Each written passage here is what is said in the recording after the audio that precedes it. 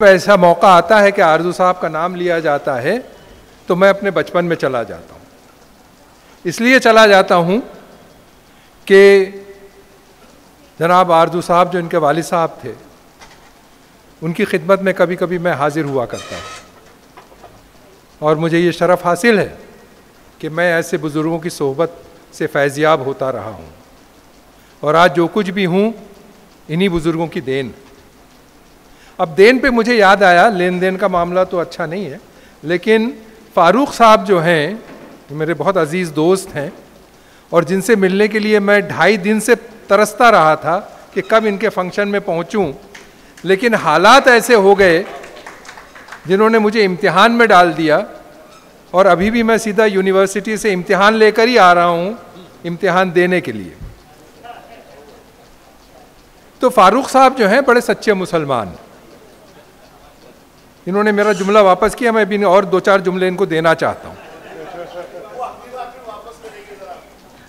इसलिए सच्चे मुसलमान हैं कि मजदूर का पसीना खुश्क होने से पहले उसकी उजरत दे देते हैं। जिन्होंने यहाँ तकरीरें की सबको शाल उन्होंने तकरीर के बाद पहनाई, लेकिन मुझ जैसे नाअहल इंसान को पसीना बहाने से पहले ही मजदूरी दे दी और कहा कि भाई अब तुम जो है वो कुछ कहना चाहो तो कहो।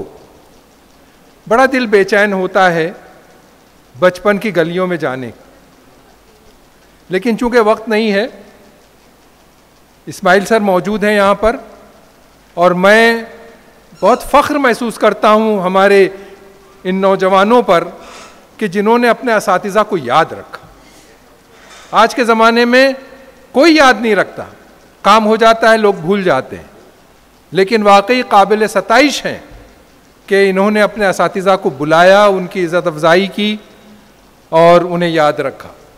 मैं एक बार फिर मुबारकबाद देता हूँ।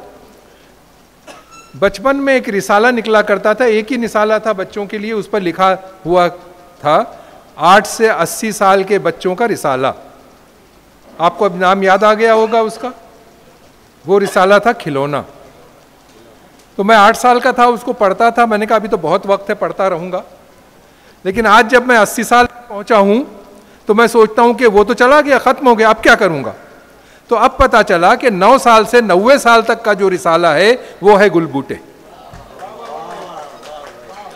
तो मेरे पास 10 साल का बोनस अभी बाकी है कि मैं 10 साल तक और जो है वो अपने बच्चों जैसी कहानियाँ, सबक आमोज़ कहानियाँ, लुत्फ़ अंदोज़ होने के लिए उसका मुताला करता रहूँगा। गुलबूटे एक रिसाला नहीं है, गुलबूटे एक तहरीक है और आप तमाम हजरात को देख के मैं बेइंतहा खुश हूँ कि आप और मैं इस तहरीक के साथी। और सिल्वर जुबली, गोल्डन जुबली बहुत अच्छी बातें हैं, लेकिन जो गोल्डन जुबली शुरू होने से पहले जो ये सुनहरा दौर है गुलबूटे का, और मैंने गुलबूटे को यानी मैंने बूटे को दरख्त होते देखा है। आज ये सिर्फ गुलबूटे नहीं है, ये हमारी नई नस्ल का तर्जुमान, वो हमें एक तहरीक देता है, एक सबक देता है कि हमें अपनी ज़िंदगी कैसे गुजारनी। ये रिसाला नहीं, कदम कदम पर हमें इससे रहनुमाई हासिल होती है और मुझे ये कहने में कोई शर्म महसूस नहीं होती कि आज भी मैं ये रिसाला बड़े शौक़ से पढ़ता हूँ और उससे हासिल करता हूँ। कभी कभी ये देखता हूँ कि 2 तस्वीरों के बीच में 6 गलतियाँ कौन कौन सी हैं, तो मेरी दम तोड़ती हुई जो याददाश्त है उसको जिला मिलती। तो ये सिर्फ एक बच्चे का रिसाला नहीं है, ये हम सब का रिसाला है और हम सब का फ़र्ज़ है कि इस रिसाले को, इस गुल बूटे की आबियारी करते रहें, इसे सूखने न दें। और सबसे अच्छी बात यह है कि फूलों में कांटे होते हैं, इस फूल में कोई कांटा नहीं है। आपका हाथ जख्मी नहीं होगा, बल्कि आपके हाथों में जब वो रिसाला होगा तो आपके हाथों की लकीरें तब्दील होती जाएंगी, किस्मत बदलती जाएगी, कुछ हासिल होगा। तो मैं यही सोच रहा था कि कब यहाँ पहुँचूँ, कब आपसे बात करूँ। मुझे अपने बचपन की बहुत सारी बातें याद आती हैं और वक्त नहीं है, मुझे मालूम है वक्त बहुत तंग है, लेकिन लोगों को तंग करना मेरा पेशा है। लोग बोर होते रहे, हम पढ़ा, और अगर बहुत अच्छा उस्ताद है या उसके ताल्लुकात बहुत अच्छे हैं तो वो कीसा ज़र का ख्याल करता है कि कुछ नकद, नारायण तो नहीं बोलना चाहिए, कुछ नकदी मिल जाएगी। लेकिन मरहूम की शख्सियत की अजमत देखिए कि उन्होंने जाते वक्त तमाम असातिज़ा को और बच्चों को तोहफे दिए।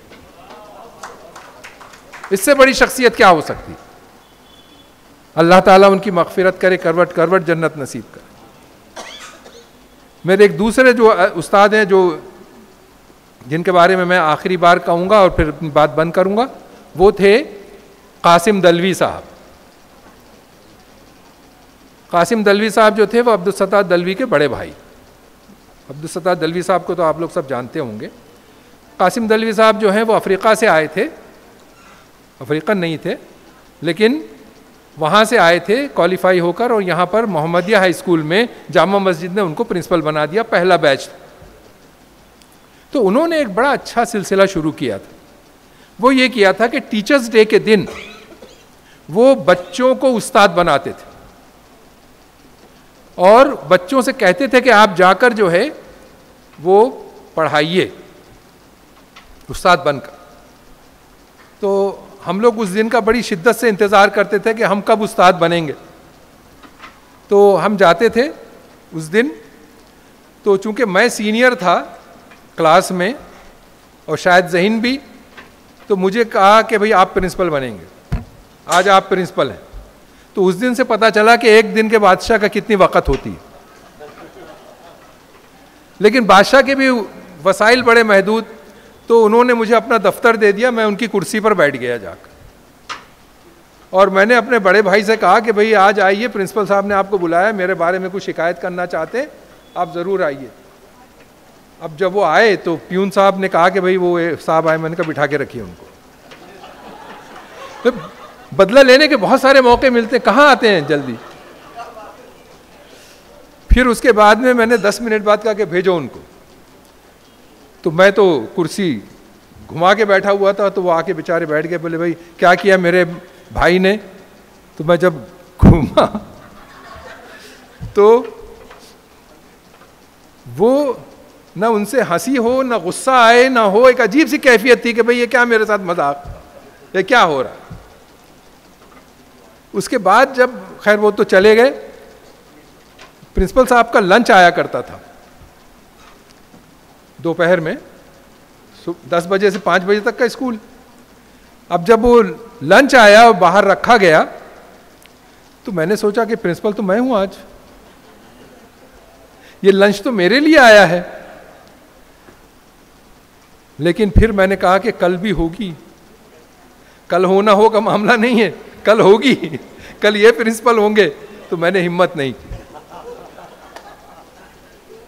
तो ऐसा माहौल हमें मिला बचपन, और बचपन का वो जो माहौल था वो आज भी हमें याद है। इतने मुशफिक, इतने मेहरबान, इतने प्यारे प्यारे असातिज़ा हमें नसीब हुए। दुआ करते हैं कि अल्लाह ताला आप सबको ऐसे असातिज़ा मिले होंगे, और जो छोटे लोग हैं, बच्चे, छोटे बच्चे जो हैं, अल्लाह ताला उनको भी ऐसे असातिज़ा नसीब करे। लेकिन थोड़ी फसल ख़राब हो रही है, इस फसल को और बेहतर होना है, वो पढ़ने वालों की फसल हो या पढ़ाने वालों की। और इस सिलसिले में गुलबूटे बहुत बड़ा काम कर रहा है। ये जो रहनुमाई कर रहे हैं, माशाल्लाह बहुत अच्छी रहनुमाई कर रहे हैं। यहाँ बहुत से लोगों ने अपने बचपन की नज़में पढ़ी, मुझे कोई नज़म याद नहीं है, लेकिन हमारे प्रिंसिपल ने हमें एक एंथम सिखाया था कि जो नज़म हम आपको बता रहे हैं इसको ज़िंदगी भर याद रखो, काम आएगी। और वो इकबाल की नज़म थी जो इकबाल ने अपने बेटे जावेद के नाम लिखी थी कि दयार इश्क में अपना मकाम पैदा कर, नया ज़माना नए सुबह शाम पैदा कर, मैं शाक़े ताक हूँ, मेरी गज़ल है मेरा समर, मेरे समर से मैं लाला फाम पैदा कर, मेरा तरीक़ अमीरी नहीं फ़कीरी है, खुद ही न बेच गरीबी में नाम पैदा। हम लोगों पे गुर्बत थी, हालात अच्छे नहीं थे, लेकिन इस शेर ने हमेशा हमारी रहनुमाई की और हमें गरीबी में नाम पैदा करने के लिए उकसाया, और हमने कोशिश यही की कि हम इसके मुताबिक चलने की कोशिश करें। ये काम होता है असातिज़ा का, कि वो नई नस्ल के जहन में ऐसी चीज़ें पैदा करता है जो उनके लिए ज़िंदगी भर मशअले राह होती। और मैं समझता हूँ कि असातिज़ा